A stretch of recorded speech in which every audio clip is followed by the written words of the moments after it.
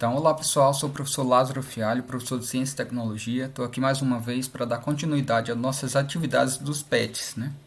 Então, pessoal, nesse PET 3, o PET referente ao terceiro bimestre, nós iremos tratar sobre a temática relevante para estabelecer os processos de equilíbrios, como ela é importante para estabelecer os equilíbrio climático e equilíbrio dos corpos, ou o equilíbrio da vida, como nós conhecemos em nosso planeta. Então, sobre o nosso PET, segue aqui algumas orientações e principalmente referente à estruturação de como está esse PET 3. Né? O nosso PET 3 ele foi elaborado com 6 semanas. Então, ao longo dessas 6 semanas, nós iremos abordar a temática da água sobre diferentes aspectos. Na primeira semana, a gente vai discutir um pouco sobre a água e a sua importância para a vida. Na segunda semana, nós iremos discutir sobre o ciclo da água, como que essa água ela estabelece processos de mudanças de estado, como que ela está disponível ou não para as populações, para a vida, para os organismos como um todo do nosso planeta. Na terceira semana, nós iremos discutir um pouco sobre sistemas de tratamento de água. Então, discutiremos sobre potabilidade, sobre como que essa água apresenta características físicas, químicas e biológicas que a tornam próprias para o consumo. Na quarta semana, nós iremos discutir sobre sistemas de tratamento de esgoto, uma vez que uma das grandes problemáticas das cidades é justamente o gerenciamento desses esgotos, que é justamente essa água que foi utilizada e agora está sendo descartada. E de que forma é feito esse descarte? Qual seria a forma mais correta de se realizar esse descarte da água que foi utilizada nas indústrias, na agricultura, na nossa casa, por exemplo? Já na quinta semana, nós iremos discutir e pontuar algumas doenças que são agravadas pela falta de saneamento básico, mais especificamente por a falta desse sistema de abastecimento de água tratada e um sistema de abastecimento ou sistema de tratamento dos esgotos das cidades. Por fim, na última semana, unidade temática Terra e Universo, os objetivos desse nosso PET 3 irão discutir e girar em torno das questões do ciclo hidrológico, ou ciclo da água, e relativos ao consumo consciente. Então, essas relações harmônicas, positivas que o homem tem ou deveria ter em relação ao consumo da água. Alguns conteúdos que iremos discutir foram os que já estão presentes separados ao longo dessas semanas, e a temática do terceiro PET como um todo é a água e a sua importância, as suas diversas importâncias e aplicações. Então, nessa primeira semana, a gente vai tratar e pontuar principalmente o que seria essa água, do que ela é composta, quais seriam as características, as propriedades dessa água. Então, com certeza vocês já devem ter escutado falar ou já devem ter estudado em alguma série anterior que a água ela é composta por 3 átomos. Um átomo de oxigênio e 2 átomos de hidrogênio. E a junção desses 3 átomos constituem a molécula da água. Então, toda vez que eu pensar na água, eu estou pensando na unidade química, na molécula formada por 2 hidrogênios e 1 oxigênio. Aqui nessa figura ao lado, nós temos justamente a conformação ou a disposição dessa molécula de água. E essa característica em termos de forma da molécula de água faz com que a água apresente algumas características em específico, como a questão da dupla polaridade ou a questão da água ser tanto uma substância básica quanto ácida. E essas características, entre outras, fazem com que a água seja tida como um solvente universal, que a gente vai entender um pouco mais sobre isso ao longo da aula. Então, entendemos aqui que a água é formada por 3 átomos, 2 de hidrogênio e 1 de oxigênio. Algumas características da água, né? Então, a água ela pode existir na natureza basicamente em 3 estados: o estado sólido, o estado líquido e o estado gasoso. E essa mudança de estado da água ela varia principalmente de acordo com questões de temperatura e pressão. Quanto mais forte for as ligações entre as moléculas de água, mais sólida ela estará em seu estado. Por exemplo, se as temperaturas estão abaixo de zero, a tendência é que essas moléculas de água se agrupem cada vez mais e fiquem mais próximas umas das outras, e isso faz com que a água se encontre no estado sólido. Se essas moléculas estão mais afastadas em temperatura ambiente, em temperaturas acima de 0 grau a mais, tem-se então que a água encontra-se no estado líquido. Já se essas moléculas de água se encontram bastante afastadas umas das outras, nós encontraremos a água no estado gasoso. Então, essas características relacionadas ao estado físico da água no ambiente estão intimamente relacionadas a características da proximidade das moléculas de água no seu estado de interação umas com as outras. Quanto mais próximas essas moléculas estiverem umas das outras, o estado físico da água será sólido. Quanto mais distantes, será fluido ou gasoso. Então, a água, pessoal, ela é tida como um solvente universal. O que seria esse solvente universal? Ela tem a capacidade de dissolver diversos materiais em nosso planeta. Então, por isso, ela é tida como um solvente universal. Ela é capaz de dissolver sais, ela é capaz de dissolver moléculas orgânicas, ela é capaz de dissolver diferentes tipos de materiais. Então, por isso vem aí essa ideia de solvente universal. Então, ela é também uma das características da água, é que ela é capaz de manter temperaturas relativamente estáveis. Por exemplo, se eu aqueço a água, ela vai perdendo aquela temperatura ao longo de um tempo. Ela não resfria de imediatamente. Se eu coloco a água na geladeira, por exemplo, e resfriá-la por um determinado tempo, ela vai se manter fria e vai aumentando gradativamente a sua temperatura para estabilizar ou chegar na temperatura daquele ambiente.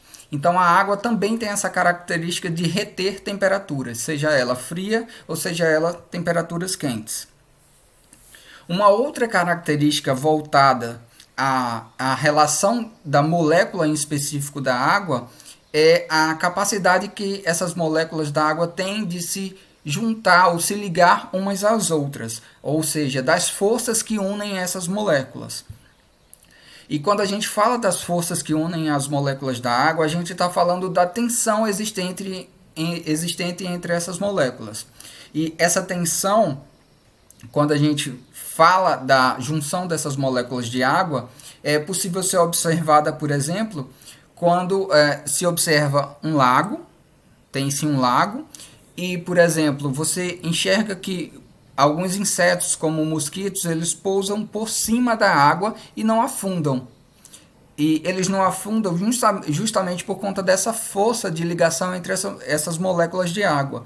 E essa força de ligação tem-se, então, o nome de tensão superficial, que é a capacidade dessas moléculas de água ficarem unidas umas às outras e de suportar determinadas pressões sobre elas.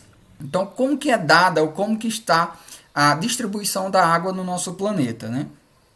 Então, o nosso planeta Terra, ele tem cerca de 70% da sua superfície coberta por água, sendo que 97,5% aproximadamente dessa água ela é salgada e ela encontra-se na maior parte nos mares e nos oceanos. Água doce, especificamente, a gente só vai ter a representação nesse total de 2,5% aproximadamente. E esses 2,5% ainda estão divididos, por exemplo, ou estão representados ou presentes. Cerca de quase 70%, 68,9% nas geleiras e nas calotas polares, ou seja, nos extremos da Terra, Polo Norte e Polo Sul.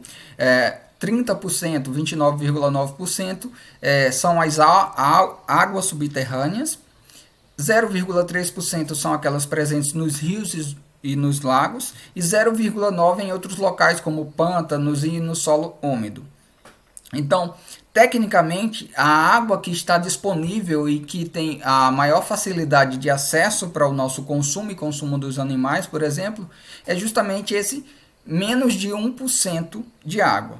Então é preciso lembrar que ela não é distribuída de uma forma uniforme em todo o nosso planeta. Ela apresenta essas diferenciações e esses espaços em específico.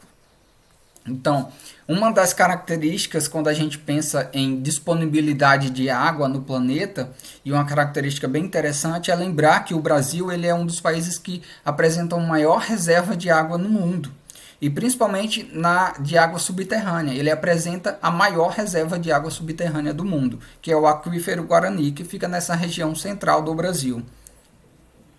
E ele guarda aproximadamente cerca de 13,7% dessa água que é acessível ao nosso consumo. Então é muito importante pensar em políticas, por exemplo, que tratem de proteger esse recurso tão importante. E essas políticas estão voltadas para um uso consciente dessa água, de práticas de agricultura que não venham a prejudicar, a poluir esse aquífero. Então, pessoal, a água ela é importante por diversos fatores em nosso planeta. E, principalmente, ela é fundamental para que a vida ocorra da forma com que nós conhecemos. Então, a partir ou na água foi que surgiram as primeiras formas de vidas. E, a partir desses organismos, foram se estabelecendo através de processos evolutivos os organismos terrestres. Então, somente após conseguirem desenvolver mecanismos fisiológicos permitiram esses organismos de reter a água no seu organismo é que essas novas espécies conseguiram se estabelecer no ambiente terrestre. Então, a evolução dos seres vivos como um todo, ela sempre foi dependente da água. A água também ela compõe cerca de 60 a 70% do nosso corpo. Então, ela é responsável, por exemplo, por regular a nossa temperatura interna. Ela é essencial para que todas as funções orgânicas sejam estabelecidas no nosso organismo. Então, é necessário que, em média, cada ser humano tome aproximadamente 2 a 3 litros de água por dia para que esses processos ocorram de uma forma satisfatória. Então, qual seria a importância da água para a vida, né? Então, a água ela é a fonte de vida para todos os organismos, como nós conhecemos hoje. Então, por isso, nas expedições para outros planetas, por exemplo, sempre se busca vestígios da presença de água ou se existe água nesses outros corpos celestes, como, por exemplo, o planeta Marte. Então, a água ela é importante porque ela permite a sobrevivência dos seres, ela auxilia nesse equilíbrio e conservação da biodiversidade e ela regula o clima do planeta. Então, quando a gente fala de temperaturas globais, a gente está falando de processos de circulação da água, processos que estão voltados para o ciclo da água, porque a água em si, o gás, a molécula de água, a água presente nas nuvens, por exemplo, são responsáveis por estabilizar a temperatura do planeta. Então, para o ser humano e para os seus processos ou atividades desenvolvidas, a água é extremamente importante porque ela se aplica para diversas atividades financeiras e de produção, por exemplo.